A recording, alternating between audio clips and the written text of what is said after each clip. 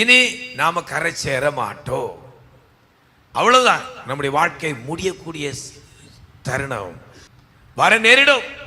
ஆனா அது மத்தியிலும் நம்மோடு கூட அவர் இருக்கிறார். ஹல்லேலூயா, ஹல்லேலூயா. நாம எங்க இருக்கிறோமோ அங்க நம்ம அப்பா இருப்பார். இந்த நம்பிக்கை நமக்கு இருந்தா போதும். நம்மளை பிடிச்சிட்டு போறதுக்கு வர்றா, நம்மளை கட்டிட்டு போறதுக்கு வர்றா, கட்டி கொண்டு போறதுக்கு வர்றா, இன்னும் பலமான தீமை செய்வதற்கு வருகிறார்.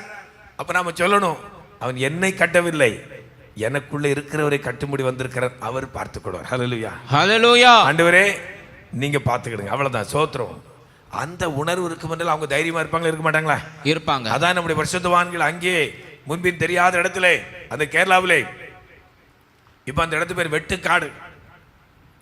வெட்டுக்காடு. அந்த கொலை செஞ்சவங்களெல்லாம், அந்த ஆயுள் கைதிகளெல்லாம் கொண்டு வந்து ஒரு இடத்துல குடியேற்றி வைத்த இடம். அந்த இடத்துக்கு தான் அவங்க போயிருக்கிறாங்க. அவங்க வேலையே கொலை செய்யறது, கொள்ளையடிப்பது தான் அவங்களுடைய வேலை. ஆனால் ஆண்டவர் அந்த இடத்தை குறித்தோ எதை குறித்தோ சொல்லவில்லை.